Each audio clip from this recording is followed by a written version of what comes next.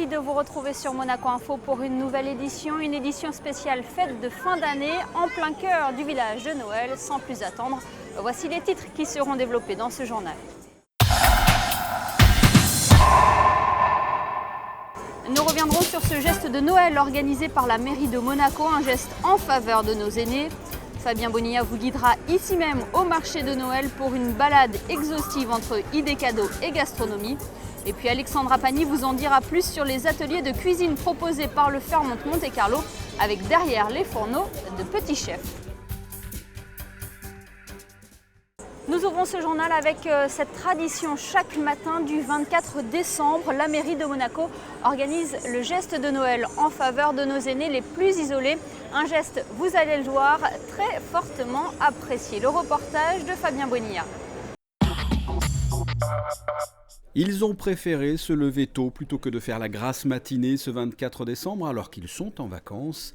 Une trentaine de jeunes de la 6e à la terminale va dans quelques instants rendre visite aux bénéficiaires du maintien à domicile les plus isolés. Mais avant cela, ces jeunes bénévoles se sont rendus à la mairie pour un briefing et récupérer les colis préparés par le service d'action sociale. Un geste solidaire que la mairie renouvelle chaque année à la veille des fêtes de Noël afin d'apporter un peu de réconfort aux plus âgés, parfois seuls en cette période. Les enfants, ils sont nombreux aujourd'hui, les enfants s'associent à ce geste. C'est un geste de solidarité, c'est une fête familiale. C'est le geste de Noël des personnes âgées, c'est dans le cadre du maintien à domicile des personnes âgées. Donc c'est une initiative qui a 25 ans maintenant, plus de 25 ans, qui était initiée par Anne-Marie Campora. Et c'est tout simplement pour les fêtes de Noël, il y a des personnes à Monaco qui ont la famille qui est à l'extérieur ou qui sont simplement isolées. Donc nous offrons deux plateaux, un plateau pour le soir, le réveillon, et un plateau pour demain. Donc un des plateaux est offert par les boulangeries Costa. Vous allez partir à plusieurs, par quartier. Vous allez prendre chacun un colis. Donc vous voyez, vous avez un sac, l'adresse de la personne chez qui vous vous rendrez, et puis les deux cadeaux qu'on va mettre on va les aider à mettre dans les sacs. Collégiens et lycéens ont pris connaissance de leur mission qu'ils ont acceptée avec un grand plaisir. Ils connaissent désormais l'adresse et le nom de la personne à aller voir. Nous allons suivre 4 d'entre eux, Paul, Léopold, Guadache et Coralie. Ils se rendent en bus chez Pierrette Fraccia, 93 ans.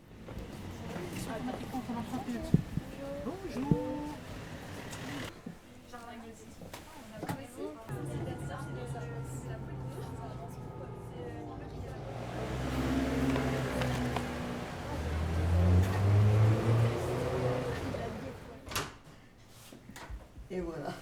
Bonjour. On s'est déjà vu.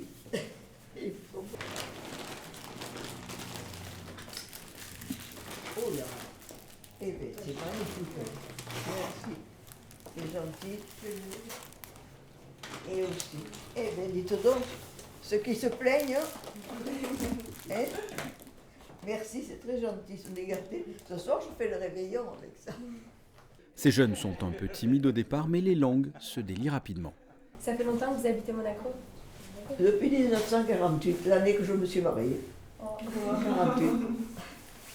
Pas tout le monde est entouré de sa famille et on veut juste leur montrer comme quoi Monaco c'est pas seulement une ville, c'est un village, on est tous là, on partage des moments ensemble. Donc voilà.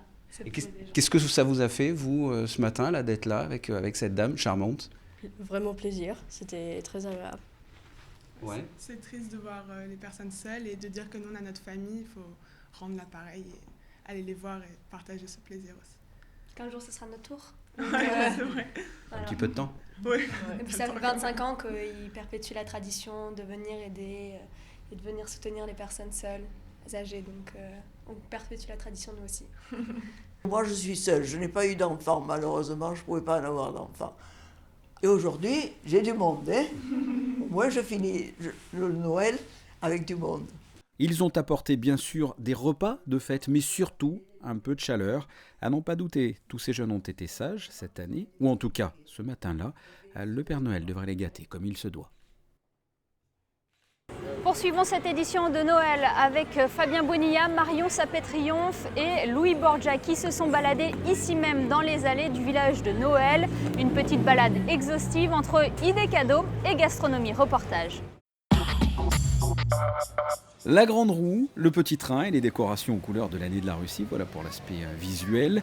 Le marché de Noël est divisé en 3 parties. Commençons par le fond, à l'opposé de la grande roue, les stands culinaires, avec différentes spécialités du Périgord, de la Savoie ou tout simplement plus locales. La particularité, c'est que c'est un stand déjà monégasque, donc on travaille qu'avec des fournisseurs monégasques, Formia, au niveau du pain à la boule de neige, les légumes primaires monégasques, on fait que du frais. Donc tout est fait à la minute devant le client. Donc on a une carte vraiment spécifique à chaque événement. On avait fait une carte pour la foire, là on a fait une carte pour le marché de Noël avec des grillades, des burgers et tout fait à la minute, des frites fraîches maison avec une vraie machine, une vraie friteuse du Nord. Et on fait les frites à la méthode traditionnelle à la main. Je pense qu'on est les seuls à faire ça. Donc voilà, on apporte notre spécificité avec ça en apportant du produit frais et du local, surtout que des fournisseurs monégasques. À quelques mètres de là, autre stand qui donne des frissons aux végétariens et fait saliver les épicuriens. Qu'est-ce que vous proposez concrètement ici? Là, je vois des cochons qui tournent. Qu'est-ce que vous proposez? Cochon de lait. Cochon de lait cuit au feu de bois, rôti. Et après, on a tout ce qu'on fait griller sur le barbecue. On essaie d'apporter autre chose que et cuisiner devant les gens. Parmi toutes ces spécialités, d'autres exemples au hasard, le stand de pommes de terre ou également de saison, les huîtres de Monaco. Une fois rassasiés, allons dans la direction de la Grande Roue. Au milieu de ce marché se trouve la partie que l'on va appeler idées cadeaux, avec un stand de thé, de bijoux, de décorations de Noël en fil de coton, ou par exemple, comme le veut le thème de ce marché, des produits russes. Nous, on appelle Saint-Pétersbourg. On est le magasin d'alimentation générale, épicerie de Nice. Et en fait, chez nous, on propose plein de choses. Et plupart partie de produits sont typiquement russes. Mais pas que les Russes, en fait, parce qu'on propose beaucoup de choses des pays de post-soviétiques comme Arménie, Géorgie et tout ça. Et il y a plein de petits gâteaux traditionnels, de l'alcool, vodka bien sûr, caviar. Autre originalité, ces bijoux bio issus du commerce équitable. Donc ce que vous avez là, tout est fait à partir d'une tige de fleurs qui vient de la famille des immortelles, qu'on ne trouve que dans une petite partie d'Amazonie. C'est une espèce sauvage mais protégée qui pousse naturellement dorée. Donc tout ce que vous voyez là, c'est 100% naturel. Il n'y a pas de colorant, pas de fixateur. On n'utilise que la tige, elle est à pur. On l'a utilisée en vannerie fine, comme on ferait pour du rotin ou quoi que ce soit. Et donc nous, les coutures sont en coton doré, fil de coton doré. Tout le monde est étonné par la légèreté des pièces. Et tout le monde pense que c'est de l'or. C'est vrai, quand on voit ça de loin, il y a la couleur qui saute aux yeux. Mais bon, voilà, les gens sont étonnés de savoir que c'est du végétal. Passons à la dernière partie de ce marché de Noël, et pas des moindres, les douceurs entre les traditionnelles crêpes, pommes d'amour, barbe à papa, churros, marron chaud ou encore un grand classique, la gaufre. Quel est le parfum ou le produit que les gens prennent le plus ici chez vous? Alors on va partir sur le Nutella chantilly ou chocolat maison chantilly. Et des fois chantilly. Et des fois chantilly banane. Pour certains. D'autres douceurs que l'on connaît peut-être moins, des spécialités hollandaises. Vous avez donc les oliebols qui sont une spécialité surtout pour le 1er janvier, qui donc à peu près toute la population hollandaise en mange parce que pour eux ça apporte l'argent toute l'année. Et après donc nous avons aussi donc ce qu'ils appellent des stroopwafels qui sont faits avec un sirop fait maison à base de cannelle, vanille, sirop d'érable, beurre et sucre roux. Et pour faire descendre tout cela, rien de tel qu'une boisson chaude. Ici je vends le vin chaud et le chocolat chaud. Donc le chocolat chaud fait maison et du vin chaud fait maison aussi. Ouais, qu'est-ce que les gens prennent En fait j'ai plusieurs recettes de vin chaud, donc je change une recette tous les jours. Donc les habitués vont souvent chercher à savoir quelle est la recette du jour. Aujourd'hui c'est du miel orange par exemple. Et donc les gens vont passer entre soit le classique citron cannelle, soit la recette du jour. Et après je fais du vin blanc chaud. Donc ça c'est assez particulier. C'est quelque chose que j'ai développé ici à Monaco il y a une dizaine d'années maintenant. Voilà. Et enfin, pour digérer ou perdre ces quelques kilos pris à l'instant, direction un peu plus bas, une petite séance publique à la patinoire. Nous restons dans le domaine de la gastronomie avec les ateliers ludiques proposés par le Fairmont Monte-Carlo. Vous avez pu le voir dans nos différents reportages sur notre antenne. Cette fois-ci, les jeunes apprentis cuisiniers ont travaillé autour des desserts de Noël. Vous voyez le reportage gourmand signé Alexandra Pani. Que serait un repas de fête sans bûche de Noël? Les petits chefs du Fairmont Monte-Carlo ont ressorti leur beau tablier pour confectionner le plus gourmand des desserts pour leur famille, une bûche en chocolat. Et si certains n'ont pas hésité à goûter les ingrédients, ils ont tous appliqué à la lettre les consignes du chef pâtissier. Je pense que c'est le niveau des enfants qui augmente et on doit s'adapter à eux, donc toujours dans la recherche, dans la création et aussi surprendre un petit peu aussi bien les parents, les enfants, parce que les enfants ramènent aussi leur fabrication à la maison. Et je pense que c'est un très très bel échange pour tout le monde, quoi. Donc pour les enfants qui vont aussi apprendre de nouvelles choses, de nouvelles saveurs, de nouvelles textures et peut-être un jour, pourquoi pas s'orienter dans notre métier. Un beau métier, dur, mais un beau métier qui aujourd'hui nous permet de se retrouver. Aussi bien pour les fêtes, pour la Saint-Valentin, pour Pâques.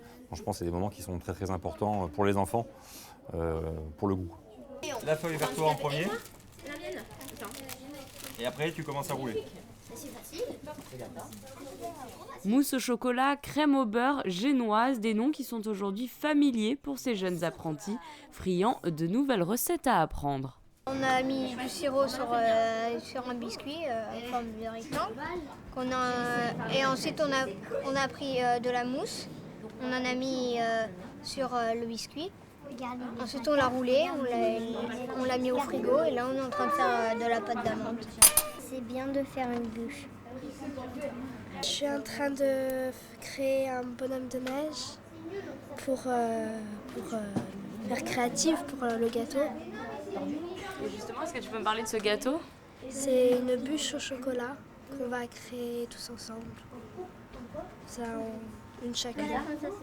Après les 2 heures de cours, il est temps de passer à la décoration. Hésitation sur le positionnement du sapin ou du bonhomme de neige. Finalement, tout le monde trouve sa place sur la bûche. Le temps de la dégustation n'arrivera que plus tard, puisque chacun des petits chefs en herbe repart avec sa création à déguster en famille. Et à en croire les sourires sur leur visage, ils se rappelleront longtemps de ces fêtes de Noël. Les enfants, ça vous a plu la bûche? Nous vous parlions de tradition en début de journal, et bien celle-ci en est également une, la bénédiction des pains des natales. Vous avez pu le voir dans une de nos dernières éditions, ces pains sont distribués par le Comité national des traditions monégasques. Et bien ils ont été bénis symboliquement par Monseigneur Barcy avec un rameau d'olivier à la mairie de Monaco.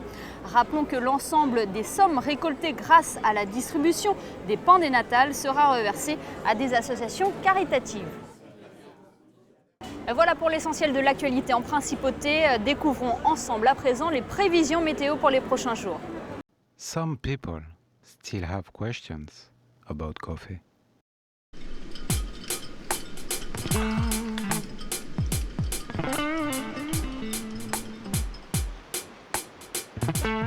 Autre chose? Just Espresso Monte Carlo.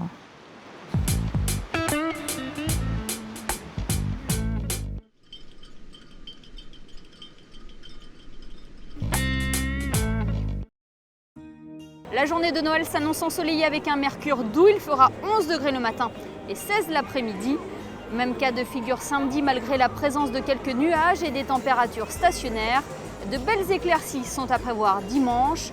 Le soleil se fera en revanche plus capricieux en début de semaine. Les températures seront automnales avec un maximum de 16 degrés l'après-midi. Some people still have questions about coffee.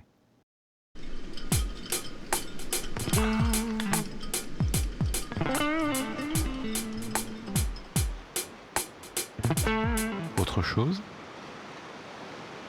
Just Espresso Monte Carlo.